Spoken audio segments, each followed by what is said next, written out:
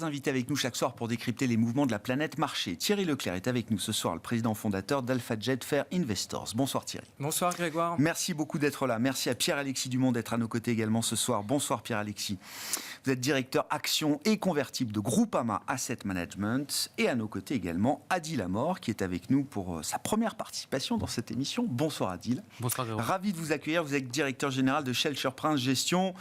Ça tombe bien, parce que historiquement, Shelter Prince est une maison taux, comme on dit, oui. Adil, et je crois qu'il y a plein de questions à nouveau sur les taux et sur le marché obligataire. Voilà, la question un peu simple, peut-être. Qu'est-ce qui a motivé le passage d'un 10 ans américain qui était encore à 5% et plus il y a quelques semaines maintenant à 4,50? C'est à peu près les niveaux qu'on a vus ces derniers jours ou ces dernières heures. On est à 4,60 aujourd'hui. Est-ce que c'est avant tout des facteurs techniques, de positionnement de marché, d'investisseurs? Est-ce qu'il y a un relais un peu plus fondamental également dans cette détente des rendements obligataires? Et puis pose ensuite la question de savoir comment est-ce qu'on réfléchit à la poursuite ou non de la baisse des rendements obligataires. Quelle peut être l'ampleur de ce mouvement encore devant nous? Alors, il y a plusieurs questions et évidemment, c'est la question, j'ai envie de dire, assez fondamentale et qui drive beaucoup de choses dans ces marchés. Alors, on avait atteint un pic à 5% sur le 10 ans US. Hier, on était à 4,50, là on remonte aux alentours de 4,60.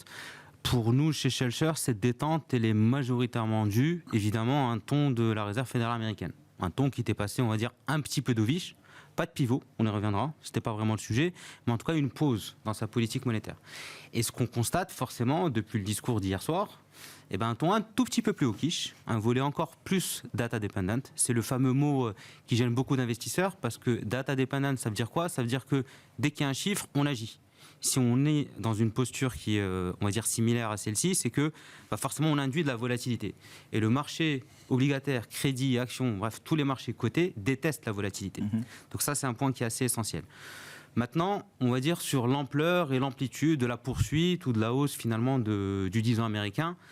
Nous, notre scénario, on va dire, assez tendanciel, c'est que de toute façon, on va rester sur des niveaux assez élevés. Voilà. On peut donner un seuil bas pour essayer de se mouiller un tout petit peu. On peut parler d'un seuil tendanciel à 3,5, 3,3 quarts. D'accord. Ça, c'est faisable. Maintenant, on va dire si on split l'effet court terme de l'effet long terme, sur la partie court terme, bon, on est à l'approche d'une fin d'année, d'une clôture. Mécaniquement, l'approche du 31 décembre fait qu'il y a des rééquilibrages et tout le monde en parle. Et je pense que ça a été évoqué ici avec vous, Grégoire. Il y a le positionnement notamment des CTA. Ouais. Voilà. Les CTA, forcément, la vol obligataire, qu'on le veuille ou non, elle baisse. Elle est élevée. Voilà, on va dire en termes d'amplitude, mais elle baisse. Positionnement des CTA, ouais. Donc des fonds qui suivent les grandes tendances macro, on va dire ça comme ça, Adil, c'était d'être au maximum short de ce qu'ils pouvaient sur les treasuries américaines depuis le début de l'année. Ah mais ça a été le trade qu'il fallait pas rater. Exactement. Donc, position short, ils ont engrangé un très gros PNL. Ouais. Finalement, aujourd'hui, on rebaisse un petit peu. La vol, même si elle est élevée, on va dire en amplitude encore une fois, elle rebaisse. Mécaniquement, dans les régimes d'allocation de cette typologie de fonds, ils réallouent là où les vols sont basses. Donc ça, qu'est-ce que ça implique? Forcément, on ne peut pas avoir, si on rachète des treasuries, on va dire une hausse significative des taux. Ça, c'est du court terme, une vision extrêmement court-termiste. Ouais. Maintenant, sur la vision plus long terme, je comprends. Il y a des facteurs... L'ampleur de la baisse ne peut être que modérée. C'est une conclusion, là aussi, qu'on a pu dresser autour de ce plateau. Tout à fait. Et quand vous évoquez les niveaux, 3,50, 3,3 quarts, comme vous dites, est-ce que ce sont des niveaux de taux qui coïncideraient avec l'idée d'une récession ou d'un atterrissage peut-être plus lourd prévu de l'économie américaine? Ou est-ce que ce n'est pas le genre de taux qui reflèterait cette dynamique macro qui pourrait être à un moment peut-être plus lourde que prévu? Alors, premier point, le 3,5, 3,3 quarts, ce n'est pas forcément pour 2024. Voilà, c'est sur une période beaucoup plus longue. C'est vraiment une tendance de long terme.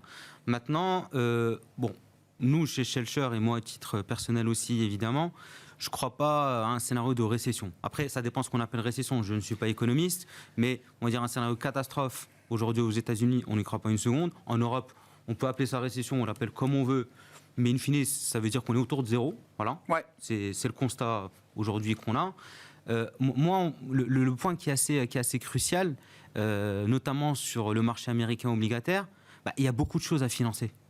Il y a énormément de choses. Voilà, évidemment, il y a tout ce qui est lié aux défis énergétiques, climatiques, il y a l'armement. Dans un contexte où, en parallèle, il y a beaucoup moins d'acteurs qui achètent chez Treasuries. Forcément, les banques centrales, la Fed ne rachète plus. il y a un phénomène, ce qu'on appelle la dédollarisation du monde. Le dollar n'est plus l'unique devise, on va dire, sur laquelle on Plus traite. besoin de recycler autant de dollars comme on le faisait avant au Moyen-Orient ou dans d'autres zones géographiques. Exactement. Le Japon, avec aussi évidemment la BOJ, le fameux Yield Curve Control, on n'y est plus vraiment. Très gros détenteur d'obligations américaines. Bref, il y a, on va dire, en termes de demande, il y a moins d'attrait. Et en termes d'offres de papier, il y en a plus. Ouais. Et preuve à l'appui, la dernière adjudication du 30 ans sur le marché américain, il fallait payer une prime. Voilà. Ça, c'est la petite nouveauté additionnelle. C'est ce qu'on voit depuis plusieurs semaines sur les adjudications du Trésor américain. Alors là, c'était sur du 30 ans, on l'a vu aussi sur d'autres adjudications. Il faut payer un extra rendement pour que les acheteurs de trésoreries achètent la nouvelle dette émise par le Trésor américain. Parce que ce qu'on avait constaté, c'est que ce qui se passait sur le marché crédit maintenant se reflète aussi sur le marché obligataire. C'est la nouveauté. Ouais. Bon, état des lieux de la situation du marché obligataire. On en parle tous les mois avec vous, Pierre-Alexis. Alors, la dernière fois, je crois que c'était 5%, c'était la question que je vous posais. Est-ce que c'est un point d'entrée, effectivement, pour les investisseurs ? Bon, 3 semaines ou un mois après, effectivement, oui, c'était peut-être l'occasion au moins de couvrir ses shorts, comme le disait, je crois, encore un grand gérant américain, fin octobre, je crois, Bill Ackman. Le jour J, 5% sur le 10 ans américain, je couvre mes shorts et 3 semaines après, on est à 4,50, 4,60. On ne sait pas d'ailleurs si les deux sont pas liés. Ouais. Ça peut. Non, mais c'est ça qui est fascinant, c'est que la parole de quelques personnes encore à Wall Street peut avoir un effet psychologique de marché. Il pose d'ailleurs un petit sujet réglementaire. Voilà. Je dis ça, je dis rien. Mais voilà. Chacun est libre d'écouter ou non ce que nous disent Bill Ackman, Bill Gross ou d'autres. Voilà, mais ça peut jouer. Bon, c'est pas que ça peut jouer, ça joue. Non, mais c'est bien de le dire alors. Non, mais nous, on est un peu dans cette même vision-là, c'est-à-dire que pour nous, il n'y a pas de changement de régime, donc en effet, on a atteint un niveau haut court terme. Après, le niveau, est-ce que c'est le niveau haut définitif et après on aura des taux qui vont s'installer en dessous de ce niveau de 5%? C'est difficile à dire aujourd'hui, tout simplement pour nous, on n'a pas encore changé de régime. On est encore dans un régime de transition entre un monde déflationniste et un monde plus inflationniste avec une politique monétaire qui continue à être restrictive. Tant qu'on n'a pas cassé cette logique de politique très restrictive et ce cycle inflationniste, de façon certaine, on ne peut pas dire qu'on n'aura pas à un moment ou un autre un nouveau pic sur les taux. On n'a pas encore tous les paramètres du futur paradigme. Là, on est dans une phase dynamique de transition, comme vous le dites très bien. Exactement. Et donc, si à ce régime-là, donc on va rester, nous, ce qu'on appelle le no man's land, c'est-à-dire quand les taux montent trop, ça pèse sur les actifs risqués, ça pèse aussi sur la solvabilité des États, ça fait monter les primes de risque, les actions baissent, et suite à ça, en général, vous avez des politiques monétaires, des inquiétudes sur la croissance et donc des politiques monétaires qui deviennent un peu moins au quiche. Donc, où les banques centrales ne font que piloter les anticipations des investisseurs pour éviter que les taux montent trop vite, trop haut, parce que là, on sait que c'est source de crise. Voilà. Ouais. Et à l'inverse, quand les taux baissent trop, là, on vient de l'avoir, ils disent attention, on n'est pas sorti du... Voilà. Et donc là, c'est juste un pilotage où on est toujours coincé entre croissance et inflation, avec un pilotage des anticipations des investisseurs de telle façon à ce que les anticipations des investisseurs ne soient pas trop éloignées des desiderata des banques centrales. Donc on est encore dans ce phénomène-là, avec pour nous une inquiétude qui a été citée, qui est en effet l'équilibre offre-demande, puisque l'offre-demande, c'est ça qui fait le prix à court terme. Voilà. Donc ça, après, vous pouvez dire tous les fondamentaux. Et quand on voit à quel point les niveaux de taux ont été déformés via une demande qui a été inflatée de façon anormale par les banques centrales pendant le quantitative easing, qu'est-ce qui peut se passer dans le quantitative tightening? Donc attention, ce que je veux dire par là, c'est que les repères d'avant, là on vous dit 5% sur les taux, c'est les taux moyens sur 150 ans, on est revenu sur les taux qui sont à peu près les taux US, mais on peut tout à fait aller beaucoup plus haut parce qu'on a des phénomènes justement de rééquilibrage offre-demande, alors que sur la partie action, c'est le contraire, c'est-à-dire qu'on est dans des phénomènes aujourd'hui, encore plus maintenant, de rachat d'actions très forte aux États-Unis, c'est depuis longtemps. En Europe, ça commence à s'installer. Et donc, vous avez cette dynamique-là. Ce que je veux dire par là, c'est qu'attention aux visions de primes de risque. C'est-à-dire qu'on a eu des primes de risque extrêmement défavorables aux actions pendant la déflation. On pourrait avoir, et c'est le cas aujourd'hui, des primes de risque qui sont extrêmement défavorables au taux. C'est-à-dire que les actions apparaissent très chères par rapport au taux. Mais pour moi, c'est lié à ce régime justement qui est en train de changer. Donc dans ces phases de transition, attention. Sur la question des anticipations, vous disiez les banques centrales aiment bien que les anticipations de marché soient pas trop loin de leur scénario, de ce qu'elles imaginent. Quand on voit que de premières baisses de taux sont anticipées peut-être à mi-parcours de l'année 2024, ça vous paraît équilibré, approprié à ce stade? Je dis pas que ça arrivera à mi-2024, peut-être avant, peut-être après, mais à ce stade, au moment où on se parle, est-ce que ça paraît être une position du marché équilibrée? Est-ce que les banques centrales sont gênées par ça? On a vu beaucoup de discours de banquiers centraux ces derniers jours, avec certains qui essayent toujours de repousser un petit peu ces attentes. Le marché a l'air de faire un peu la sourde oreille de ce point de vue-là. Alors nous, on a un scénario qui est plus inflationniste que ça, donc nous, on n'est pas très à l'aise par rapport à ça. Ouais, je comprends. Voilà, donc, et c'est sans doute plutôt plus tard que ce que le marché... Il y a un potentiel que ce soit un peu plus tard que ce qu'on pense. Ouais. Voilà.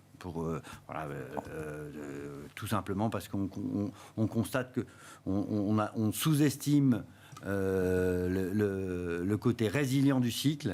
Et si on a un côté résilient du cycle, notamment sur la partie de marché de l'emploi, voilà, la partie déflationniste, elle peut ralentir assez fortement au bout d'un certain temps. Ah ouais. Et de ce fait, on va se retrouver avec justement ce phénomène de plateau qui risque d'être beaucoup plus long. Donc nous, on n'est pas très à l'aise avec ça. Par contre, aujourd'hui, je pense que les banques centrales, eux, se placent par rapport au consensus. Dès qu'ils voient que les baisses de taux sont un peu trop proches de ce qu'ils ont, ils vont aller vers des déclarations beaucoup plus hautes. Et si ça commence à mettre trop de stress sur les taux, ils calment. Mais voilà, nous, on voit plutôt des baisses de taux en fin d'année. Ouais, je comprends. Fin 2024. Fin 2024. Ouais. Bon, ce sera le grand sujet. Oui, on aura le temps d'y revenir. Nous, ça affecte notre positionnement. C'est-à-dire qu'on aura à faire attention à la ouais, je comprends. Et voilà, c'est ça. Rester assez court duration en attendant, effectivement, peut-être de nouvelles informations et une nouvelle réactivité peut-être des banques centrales. Bon, sur ces considérations, Thierry, alors... On parle des taux et je ne peux pas faire autrement que de mettre le marché obligataire à la une si on veut vraiment comprendre ce qui se passe sur les marchés aujourd'hui, y compris sur les marchés actions. La séquence des 15 derniers jours, là aussi, le montre. Alors, on a beaucoup expliqué, effectivement, le facteur duration est revenu, là, pour le coup, une source de performance. On a vu les taux longs baisser aux États-Unis. Et on a vu tout de suite la mécanique que ça a pu déclencher sur les marchés actions. Je crois que le Nasdaq a enchaîné 8 séances de hausse consécutive, ce qui était historique, enfin en tout cas depuis quelques années maintenant. Tout à fait. Donc il serait 20 et faux de croire que le marché action est décorrélé des marchés taux. Non mais bon, j'enfonce des portes ouvertes. Ah ouais. C'est le cas, donc il n'y a rien à dire. On subit, enfin je dis nous, le marché action, évidemment, ce qui se passe sur les taux. Après, c'est vrai que en même temps, il y avait la saison des résultats, notamment aux États-Unis, notamment pour des boîtes de tech. Avec quelques petites déceptions par-ci par-là, donc c'était pas que un phénomène lié au taux. Donc cette période-là est passée, a été digérée, on va dire, et effectivement, on a pu embrayer sur des taux effectivement qui baissaient, avec des résultats derrière nous qui avaient un peu déçu. Et à la rigueur, bon, c'est jamais agréable d'avoir des cours qui baissent. On a beaucoup parlé récemment des Magnificent Seven, donc les 7 principales boîtes de tech aux États-Unis. Leur cours a baissé de 11% entre le mi-octobre et fin octobre. Donc c'est pas agréable. C'était lié à ce moment-là, donc à la saison des résultats. Et depuis, effectivement, elles ont rembrayé. Ouais. Alors déjà, forcément, on a un peu dégonflé. Il y a eu des déconvenues sur certaines de ces 7 sociétés-là, et puis plus globalement sur le marché. Et puis là, on a bénéficié du vent porteur qui est revenu de manière un peu inattendue. On subit. Vous voyez, il y a 15 jours. c'était hyper au quiche. Là, Oui. on a eu une phase de 15 jours plutôt dovish. Là, comme ce qui vient d'être dit, on ressort du bois en disant tiens, peut-être qu'on a été un peu trop. Donc, à nouveau, on retempère. Donc, c'est infernal. Enfin, je veux dire, on subit. Donc, voilà, nous, on essaie d'avoir une vision. De s'extraire de Bien ces sûr. mouvements court terme qui sont importants. Hein. J'ai commencé par là en disant ça serait vain de croire qu'on ne subit pas, qu'il y a un impact évidemment sur les marchés. Après, il y a des fondamentaux et c'est évidemment ça qu'on va regarder. Et de ce point de vue-là, qu'est-ce que vous dites, Thierry? Effectivement, au-delà de l'effet mécanique, soulagement, les taux baissent et mécaniquement, ça revalorise un certain nombre de marchés actions. Tout à fait. Est-ce que c'est la seule mécanique ou est-ce que derrière, il y a quand même dans les fondamentaux du carburant? Du relais supplémentaire à attendre, parce que là on voit bien, on a 1 ou 2 semaines de rebond, déjà c'est un rebond qui est pas évident, on voit tout de suite que ça peut reconsolider assez vite, et c'est vrai qu'on se demande s'il n'y a pas un espèce de piège derrière ce rebond des marchés actions. Je ne pense pas. Voilà. Donc effectivement on a baissé, donc comme je l'ai dit, de 11%, on a regagné 11%. Donc on était un petit peu en dessous, hein, mécaniquement. Oui, bien sûr, ça ne nous ramène pas au niveau. Mais... Bon, on est pratiquement tout repris. Après, donc là, on revient sur les résultats. Je vais rester sur les Magnificent Seven parce que c'est le leader actuel du marché. Donc ça vaut le coup quand même de s'y attarder. Nous, on a passé un peu de temps effectivement à regarder les résultats en détail pour essayer de comprendre ce qui se passe. Il y a des micro-déceptions dans le cloud chez certains, mais c'est pas généralisé. Effectivement, la publicité, c'est un peu moins bon pour Meta. Ok, mais ils ont quand même, avec leurs Reels, ils ont une nouvelle dynamique, donc ils ont réussi à recréer une dynamique en interne. Donc voilà, ça reste bon. Et pour vous chiffrer ça plus précisément, sur 2024, pour ces 7 sociétés-là, on attend 23,4% de croissance des résultats. Donc si on cherche du vent dans les voiles, sur cette partie de la cote, alors à nouveau, on fait toujours des disclaimers dans ce cas-là en disant c'est les attentes du consensus des analyses qui peuvent être révisées et les analyses suivent ce que disent les boîtes, etc. Donc il peut se passer encore plein de choses. Je ne dis pas qu'on va finir l'année en 2024 avec ce niveau-là. Aujourd'hui, en tout cas, facialement, si on cherche de la croissance, on peut en trouver sur cette partie du marché sans problème. Et quand on regarde ce que nous disent les boîtes, quand on passe du temps à regarder, à lire les transcripts des calls, etc., RAS, il n'y a pas du tout d'affolement à voir. Personne n'a l'air de parler d'un retournement. Il y a des petites choses. C'est un marché, c'est plus concurrentiel sur le cloud. Voilà, c'est le jeu de la concurrence, des lois économiques, mais il n'y a pas de changement majeur, en tout cas, qu'on peut déceler à ce stade sur ces sociétés-là. Parmi les grands atouts de ces 7 magnifiques, et même peut-être un peu au-delà, les grandes blue chips américaines, il y a aussi le facteur cash. Et ça aussi, on en a parlé cette semaine, mais voir un cash rémunéré à, alors je me tourne vers les spécialistes, mais c'est quoi, du 4, 4,5, 5 aux États-Unis? Oui, aujourd'hui, 5, c'est ça. peu plus. Du 5. Quand on voit la trésorerie disponible de ces boîtes, mais même sans rien faire, je veux dire, même s'il n'y avait pas de chiffre d'affaires et d'activité, je veux dire, ils engrangeraient des milliards de rémunérations liées à leur cash. Ils les engrangent d'ailleurs. Ils les engrangent. Oui, évidemment. Ah bah, bien sûr qu'ils les engrangent. Donc je mets Berkshire Hathaway aussi, ça a été là. Voilà. Je crois qu'il n'a jamais eu autant de cash disponible aujourd'hui. Tout à fait. Mais 70 milliards. comment ne pas s'en satisfaire avec la rémunération qu'il obtient sur ce cash, quoi? Ah bah pour eux, c'est quand incroyable. on suit, vous savez, on peut avoir une approche factorielle, et quand on suit effectivement le cours de ces sociétés-là par rapport aux facteurs liés au cash, effectivement, on voit que ça se recorrèle depuis un an, à fur et à mesure que les taux ont progressé, parce que effectivement, c'est tout à fait vrai. Et là, on a l'avis qu'on veut sur les rachats d'actions, mais du coup, on peut se dire que la partie en cash, le matelas, il tape un peu dedans, mais il se trouve qu'aujourd'hui, ça gagne de l'argent, et cet argent gagné va être réinvesti dans des rachats d'actions. Donc finalement, il n'y a pas de baisse du niveau du cash. Donc c'est une martingale assez pour l'instant, ça tourne, ça s'auto-alimente tout seul. Et pour aller plus loin aussi, je finirai là-dessus, c'est évidemment, sur les marchés, sur tous nos marchés, là, pour le coup, on est tous d'accord, le risque principal, c'est un endettement. Là, on embraye, on parlait de bruit, de cycle, etc. Mais si on a un problème de bilan, là, on a des vrais soucis structurels à adresser. Et ces boîtes-là, elles ne les ont pas, donc, puisqu'elles ont du cash. Donc, martingale, du cash, des petites à-coups par-ci, par-là, mais rien pas de changement, en tout cas, d'après nous, de régime. Et donc, oui, ça reste plutôt bon pour nous. 23% de croissance attendue en 2024. Pour les GAFAM, c'est magnifique. Ouais. Le truc incroyable sur le plan macro, là aussi, c'est un chiffre qu'on a apporté hier dans l'émission, c'est quand on regarde les intérêts nets payés par Corporate America, le secteur privé américain. Donc, non mais, fabuleux ce chiffre. Ouais. Olivier de Béranger, je le cite, c'est lui qui nous a apporté le chiffre hier, la financière de l'échiquier. Donc, intérêt net, c'est les intérêts que je paye sur ma dette, moins les intérêts que je gagne sur le cash que je place. En 2020, Corporate America payait d'intérêt net 380 milliards de dollars. Les taux étaient à zéro. Aucune rémunération du cash. Aujourd'hui, les intérêts nets, non seulement n'ont pas explosé malgré des taux de la Fed à 5,25, 5,50, ils ont été divisés par 2. Ouais, mais c'est... Alors, Pierre-Alexis, attention. Hein. Alors, il y a une très forte dispersion. Alors ça, je suis d'accord. 50 valeurs. Les 450 autres, eux... Alors ça, il y a la question de la dispersion, effectivement, derrière. Totalement se dégrader. C'est très concentré. Et plus vous descendez en capi... Voilà. Mais le vrai facteur, c'est cash.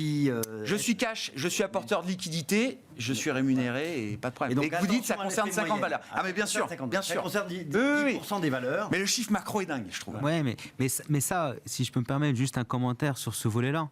En fait, il y a un message beaucoup plus puissant et je pense vraiment sur lequel il faut insister.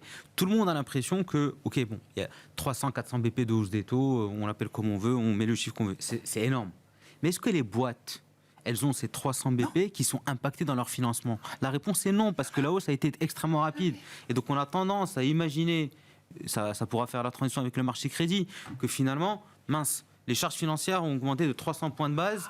Ben non, mais pas du tout. C'est vraiment au cas par cas. Il y a deux choses. L'intérêt qu'on voit sur une obligation d'entreprise et le coupon qui est réellement payé par l'entreprise. C'est une grande différence.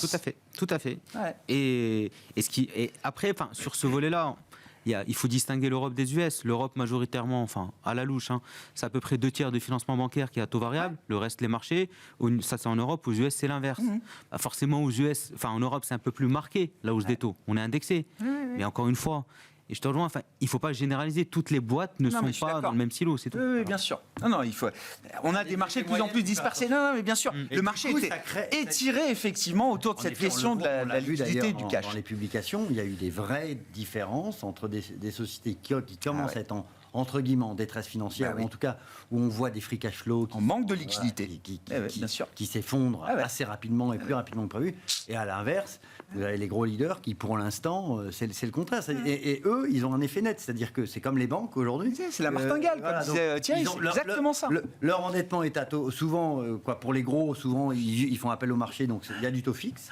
Et par contre, ils ont du taux court sur leur liquidité, donc ils gagnent énormément en revenu net d'intérêt, c'est clair. Qu'est-ce qu'on peut dire des marchés de crédit, justement, Adil?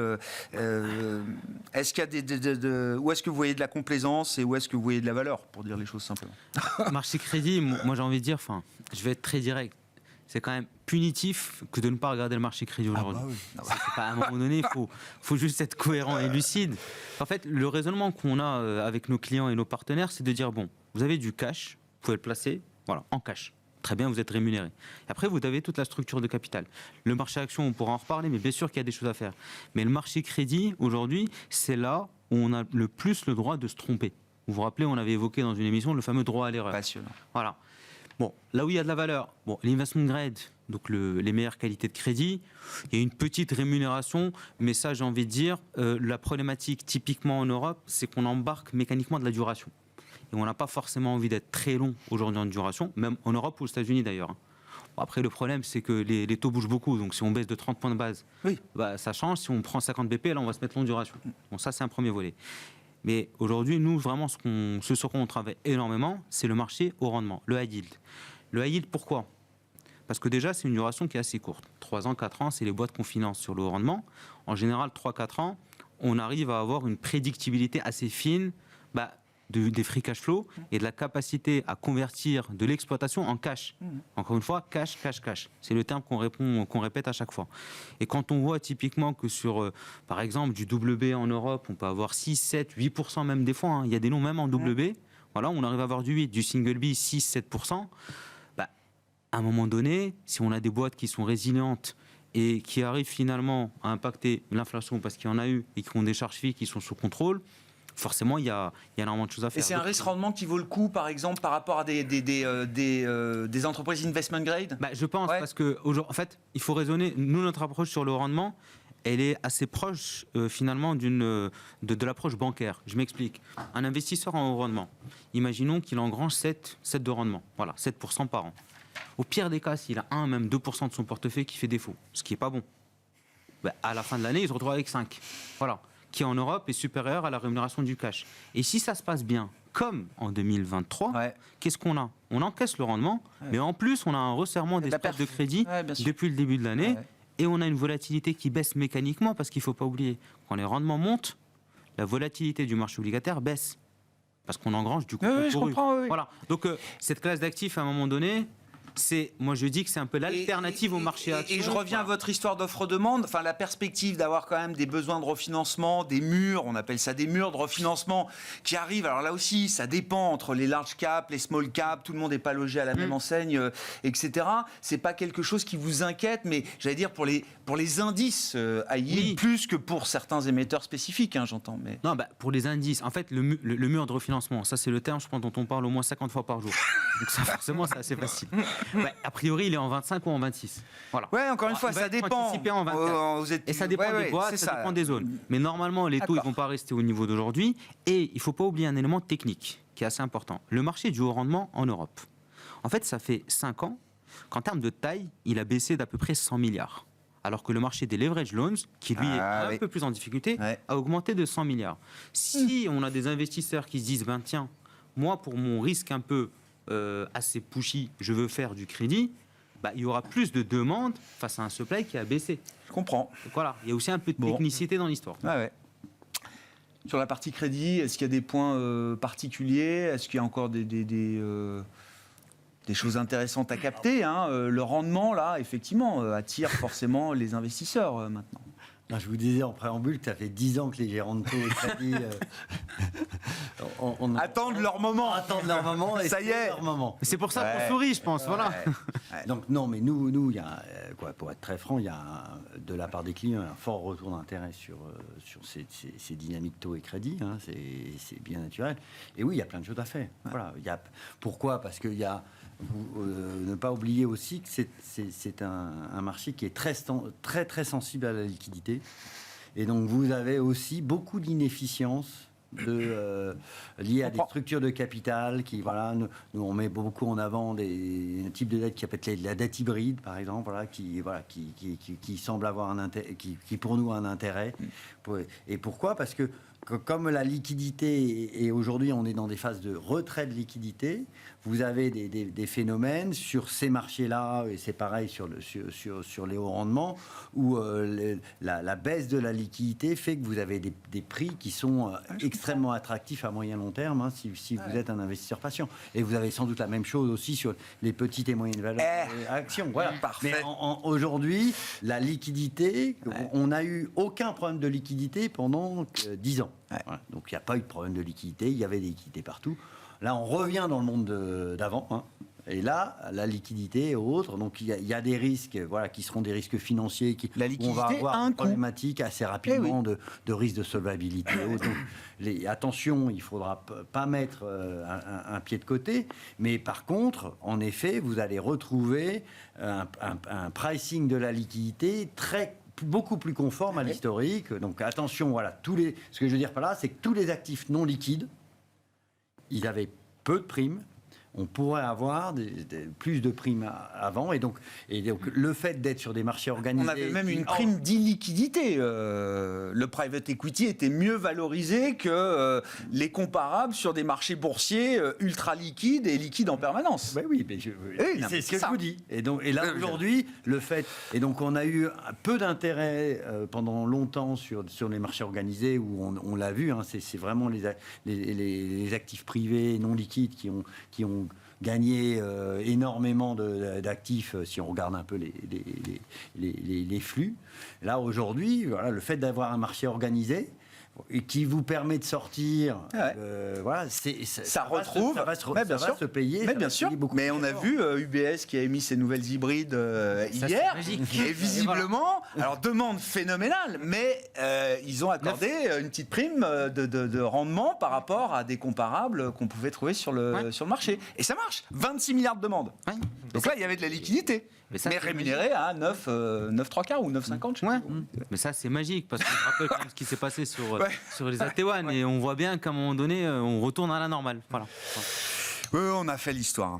Crédit Suisse, 17 milliards de valeur évaporée sur un marché d'hybride bancaire, effectivement, qui est passé pas loin de la crise cardiaque au cours du mois de mars dernier. Venons-en au small cap, Thierry, effectivement, et ces phénomènes de liquidité. C'est la même question tous les mois. Est-ce qu'on observe des signaux avant-coureurs d'une amélioration de la liquidité sur les small caps ou d'un regain d'intérêt potentiel de la part des investisseurs? J'ai eu l'impression la semaine dernière notamment que les small avaient peut-être un peu mieux profité du rebond que de grandes capitalisations boursières, ce qu'on n'avait pas vu depuis très longtemps, je pense. Je vais répondre à la question, Grégoire. Avant, je vais compléter ce qui a été dit. Quand on regarde la partie value du marché, on a été sur des niveaux, la fin octobre, jamais vus ou très rarement vus. Donc la partie extrêmement décotée du marché était extrêmement décotée à ce moment-là. Clairement, historiquement décotée, quoi. Historiquement décotée. Quand on regarde cette partie des sociétés, et c'est là où je vais recouper ce qui a été dit, il y a 42% en Europe des sociétés, donc qui sont value, qui ne couvrent pas le cash qu'elles doivent payer, tout le cash. Donc quand on fait le cash qui rentre, le cash qui sort, 42% de ces sociétés-là n'ont pas les moyens donc, de payer ce cash sortant. Donc oui, il y a des opportunités, ça clignote en termes de valorisation de manière très agressive, mais par contre... on peut quand même avoir des problèmes de bilan, et donc c'est là où ça recoupe par rapport au crédit, au single bay, on est à peu près sur des mêmes titres, sur le même... Attention, prudence, effectivement, il y a du yield, et ça c'est notre boulot à tous, d'aller trouver les bonnes sociétés et pas embarquer un risque... Voilà. Tout dépend de... pourquoi il y a du rendement. Il peut y avoir du rendement pour des mauvaises raisons. C'est-à-dire que une boîte qui paye 30% de rendement, c'est qu'il y a peut-être un problème dans l'entreprise. Évidemment, mais même déjà au-dessus de 8-9%, on considère qu'il y a un problème structurel sur le dividende. Mais voilà, et donc, on va, pour continuer sur mon exemple, il y a les 58% des sociétés qui peuvent payer leur cash sortant l'année suivante, qui sont très bon marché, on va plutôt regarder là-dessus. Cette partie-là. Donc, c'était ce que je voulais apporter. Sur la partie small cap, écoutez, Grégoire, j'ai envie de prendre date avec vous. On est aujourd'hui sur des niveaux... Je regarde la date. Du coup, 10 novembre 2023. Voilà. Alors, on parle à beaucoup de clients, de prospects. On est très identifié sur les small caps et les micro caps. Vous avez une grosse expertise micro caps, bien sûr. Exactement. Et l'appétit, il est très faible, même chez les experts, ou les clients sophistiqués. Avertis. Donc, et nous, quand on regarde, on suit des ratios. Simplement, par exemple, pour donner quelque chose de très concret, le RSI, donc c'est un ratio technique assez courant. Nous, on le regarde sur un pas mensuel pour justement essayer de filtrer le bruit, parce que sans ça, c'est infernal. Donc là, on est sur des niveaux extrêmes. De survente, c'est ça.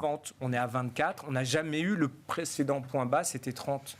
Donc on est sur des niveaux extrêmes de capitulation. Et quand on parle à nos clients ou à nos prospects, on a exactement le même discours. Donc, en général, c'est le moment de savoir prendre son courage à deux mains. Ça n'engage que moi, mais on est là aussi pour essayer d'être contrariant quand ça fait sens. Et, élément important quand même, là je parle plus particulièrement de la partie small cap, la croissance attendue en Europe en 2024, c'est 20% pour ces sociétés-là. Okay, sur les mid-cap, on est à 17%. Sur les large-cap, on est à 6%. Donc, si on cherche de la croissance sur les marchés actions, a priori, quand on achète des actions, c'est ce qu'on cherche. Naturellement, on devrait regarder plus spécifiquement la partie small-cap, qui est aujourd'hui sur des niveaux de valorisation... Alors, d'après nos critères, 20% des cotés. C'est pas non plus extrême. Oui. L'extrême, c'était en 2008. D'accord. Là, aujourd'hui, on n'est pas sur ces niveaux-là, mais on est 20% des cotés et des niveaux de capitulation qu'on peut mesurer et qu'on sent aussi dans les discussions qu'on a tous les jours, pratiquement tous les jours, on a la question.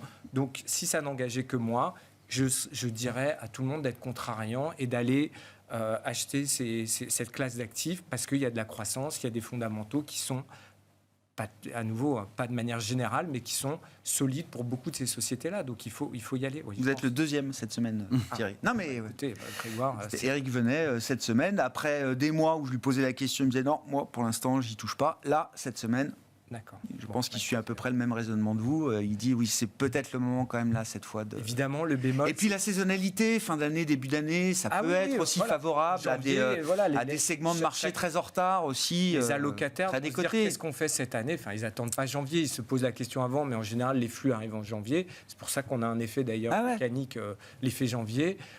Oui, donc on peut peut-être. Après, le bémol, attention, c'est toujours s'il y a un événement exogène majeur qui fait dérégler le marché. Alors là, les small cap et les micro cap, vous pouvez les oublier parce qu'il y a un bêta supérieur sur les large cap, donc ça va partir à la cave. Donc s'il n'y a pas ça, si on est en risk-off majeur, c'est pas ça qui paye. Évidemment qu'on ne maîtrise pas ça. Dans un environnement normalisé, je pense qu'il faut faire des small cap et des micro cap. Je ne vais pas vous relancer sur les small cap parce que je voulais qu'on dise un mot de l'affaire ICBC. Je l'ai quand même teasé à la une. Non mais incroyable, c'est une des plus grosses banques du monde, banque chinoise qui opère sur le marché américain. Attaque informatique majeure, visiblement, ransomware, qui a complètement perturbé les systèmes de trading, de compensation de la banque hier. C'est ce que je disais, on a là deux risques majeurs qui sont dans les cartographies de risque et des entreprises et des investisseurs, mais au top du top. Le risque cyber, le risque de liquidité en permanence, et sur des marchés les plus profonds au monde, comme le marché des obligations souveraines américaines. Hier, ces deux risques se sont rencontrés pour créer... Alors, c'est pas la tempête parfaite, parce que j'ai pas l'impression que ça a laissé beaucoup de traces dans le marché. Mais quand même, c'est le genre de rencontre entre deux risques qui, à mon avis, est suivi par toutes les grandes banques de la planète aujourd'hui, là. Ah non, mais de toute façon, vous ne faites que mettre en exergue un risque, qui est le risque technologique dans nos sociétés. Voilà. Et grosso modo, on le voit tous les jours. Pourquoi les États-Unis veulent avoir des semi-conducteurs ? Parce qu'il y a un risque technologique. Et en effet, il y a un certain nombre de black swan énormes, dont celui d'une panne générale de tous les marchés financiers, mais on pourra avoir aussi une panne générale de tous les modes de communication. Oui. Voilà. Et donc là-dessus, on a et ça va se renforcer sans doute encore avec l'IA. Voilà. Donc on a aujourd'hui un risque clair à l'aune du risque climatique, qui est un risque sans doute avec des conséquences court terme beaucoup plus forts, puisque on peut avoir en effet un blackout sur les marchés financiers pendant... Très immédiat, très brutal, très soudain. Voilà, qui ferait que les opérations ne se déboucleraient pas, il faudrait revenir en arrière. Vous en avez pour des mois. Donc en effet, c'est un risque qui est vraiment inhérent au fonctionnement de nos sociétés, qui est assez difficile à piloter. Donc il faut le piloter en opportunité. Dans un monde d'investissement. Bien sûr. Ces risques-là, c'est comme le risque de guerre, il y en a toujours. Mais si vous vous amusez à toujours les considérer, vous n'investissez jamais. Non. Voilà, donc il faut plutôt les piloter. Nous, regardez la phase opportunité que ça peut représenter. Voilà, notre vision, c'est de regarder plutôt la phase opportunité sur tous ces types de risques. En général, vous avez un pile et deux faces à ces risques. Donc c'est plus une opportunité.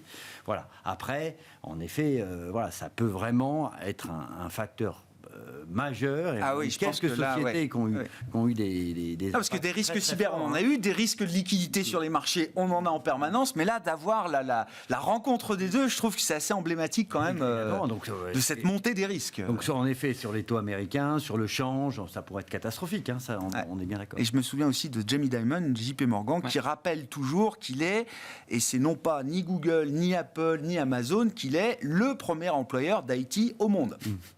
La banque, ah ben non mais si, Non, mais c'est lui qui dépense le plus en IT au monde et qui emploie le plus d'ingénieurs informaticiens, enfin, de ce qu'il dit.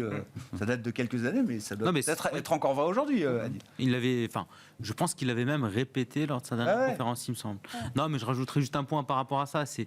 En fait, ça ne fait que mettre en exergue une thématique qui est assez forte. Et il y a beaucoup d'acteurs. Nous, on le fait aussi à notre niveau, au niveau de notre expertise action. C'est la thématique cyber. Voilà, la thématique cyber. Il y a des boîtes qui ont fait des performances qui sont assez hallucinantes depuis le début d'année. Et ça ne fera que se renforcer. Ça, c'est clair, net et précis pour nous. Il manque 3 millions de personnes pour travailler dans le secteur de la cybersécurité dans le monde. Quand on parle de pénurie voilà, c'est un secteur qui est à la recherche de 3 millions de personnes aujourd'hui qu'ils n'arrivent pas à recruter. Merci beaucoup, messieurs, on s'arrêtera là pour ce soir. Merci d'avoir été les invités de Planète Marché. Adi Lamort, Shelter Prince Gestion, Pierre-Alexis Dumont, Groupama Asset Management et Thierry Leclerc, AlphaJet Fair Investors.